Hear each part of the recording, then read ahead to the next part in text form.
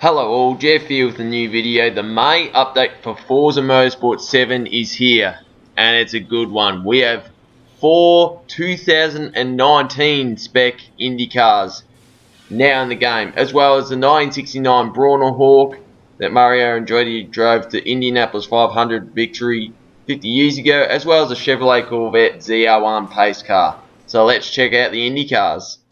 So we have 2 Chevrolets and 2 Hondas added to the game, and for the first time since Forza Motorsport 5, you have the option of choosing the road course aero kit or the oval aero kit. Yep, you've got a choice of the road course and oval aero kits. Unlike Forza 5, both aero kits actually have different aero and tuning. And this is the first time we've seen a Simon Pagenaud car in Forza as well. Now with the current spec IndyCar, the Chevrolets and Hondas use the same aero kit, unlike what happened a few years ago where they added their own bits and bobs.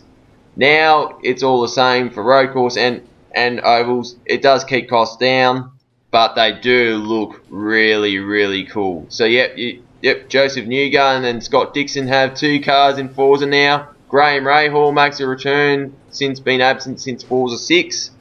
But yeah, we'll check out the tuning settings for the aero in stock trim. Now, believe it or not, these are the stock aero settings for the road course aero kit. But as you're about to see, it's actually less aero than the oval aero kit. So here is the oval aero kit. As you can see, it's not minimum aero, but in this trim it's actually got less aero than the road course aero kit, and it actually makes a difference this time, unlike in Forza 5, and we're about to show you why at Indianapolis. So I thought I'd compare the new road and oval aero kits with the existing 2017 IndyCar. One thing I noticed with these cars is the new car with the road course aero kit, it definitely harms its top end speed, which is what aero is meant to do. Like if you look at the car on the left, the one with the 2017 aero kit, and that's got more road course aero kit than the aero kit on the new car, yet it's going a lot faster, whereas the oval aero kit is keeping up with the 17 car.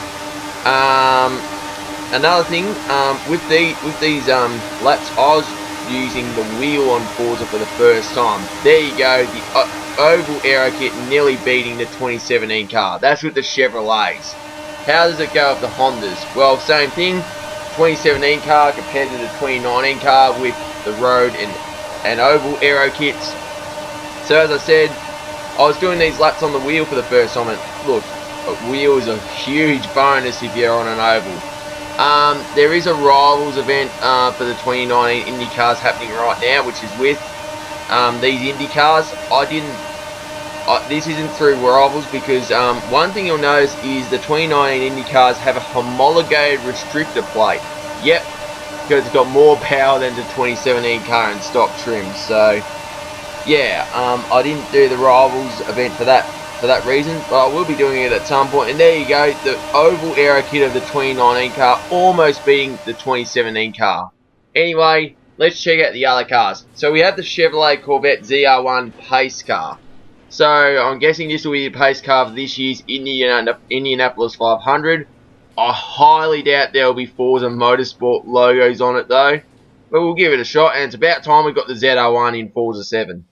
And the Stig is having a field day because he feels that he can beat the Aston Martin AMR1 with one of those Indy cars. So he's been looking forward to this for a long time. Anyway, back to the Corvette. Now with this car, you cannot take the safety car lights off. So look, you'll just have to put up with that, unfortunately. But yeah. This car was added to Forza Horizon 4, well the standard car was anyway, as the Stig nearly puts it on the grass at turn 2. It's got a lot of gears, it's got a very short gear ratio, that's what I found with this car. But yeah, it is a very good car. It's in the Sport GT division, I'm pretty sure, and some of those Corvettes in that division are pretty good, so hopefully this is just as good as the Z06 and the Z06 Forza edition. But we'll see what happens whenever we see Sport GT online racing again. But overall, this is a really good car. I mean, probably the last of the hot front engine Corvettes, if you know what I mean, because the next Corvette's going to be mid-engine, so that'll be very interesting to see what that's like. But what can the Stig do with this car? It's not too bad at the moment. Through the penultimate corner into Gambon. Let's see what kind of time the Stig can get in this Corvette. It would be a 1:16 flat. We'll find out what that's like on the leaderboards later on. Anyway, now we go for the 1969 Ford Brawner Hawk 3. This is the car that Mario Andretti took to Indianapolis 500 victory in 1969. This car was paid DLC in Forza 6 with the actual livery that ran that day. However, this livery is to celebrate 50 years of Mario Andretti winning the Indy 500, and so far being the only Andretti to win the Indy 500. Michael never did it. Marco hasn't done it yet, but we'll see what this thing's like. And you may have noticed in the car selection screen, as the Stig is getting, applying a smoke screen. I don't know if the sound of this thing is correct, but I'm pretty sure this car sounds completely different on Forza 6. But anyway, this car is in the Formula 70s division.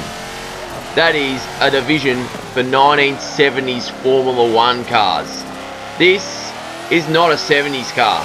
This is not a Formula 1 car. What it's doing in that division, I've got no idea. Maybe Turn 10 is trying to make this thing useful in online racing. Because like that 917, the Sunoco car that has a heap of power, it's useless because you can't downgrade it to R class, you can't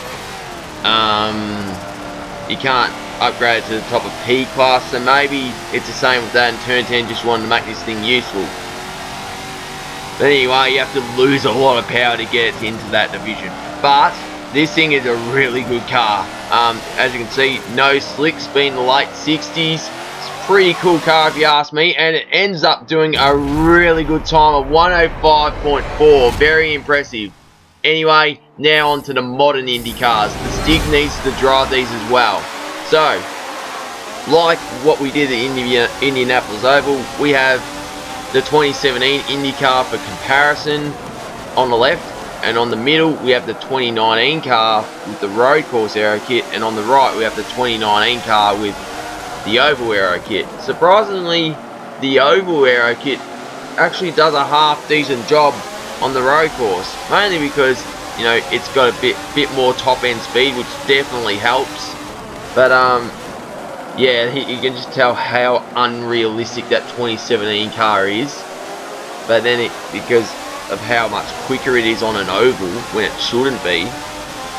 Whereas the road course, yeah, you can it should be faster than the 2019 car because it's got a lot more aero. But differences aside, all of these IndyCar combinations are actually very similar, and it would make some really good racing in the IndyCar hopper, which is going to hang around for a couple of weeks, which is awesome. And there you go. From the Chevrolet point of view, the 2017 car was the slowest, and the oval aero kit got the win. What about the Hondas though? Will that be any different? So yeah, we've got a bit of a mixed bag for this one. Yeah, again, the 2017 car on the left, the current car with the road course livery in the middle, and the current car with the oval aero kit on the right. So yeah, it was, I was shocked to find that the Stig went slower in the 2017 Chevrolet. Whether that's going to be any different with the Hondas, who knows? Well, yeah, as one thing I've found out, all these Indy cars are going to be very competitive no matter which one you use. Whether you use an old one or a new one, you're going to have some good racing out there. So I'm definitely going to have a crack at the IndyCar online hoppers and see what all the fuss is about. No doubt there'll be a lot of carnage. Anyway, as you can see from the Honda point of view, the 2017 car is going to wipe the floor as it should. And the oval aero kit has been the road course aero kit. And on the leaderboards, we have a new leader, the 2017 Honda. And the 2017 Chevrolet, it couldn't beat the Aston Martin AMR1. Obviously the Stig wasn't paying enough attention.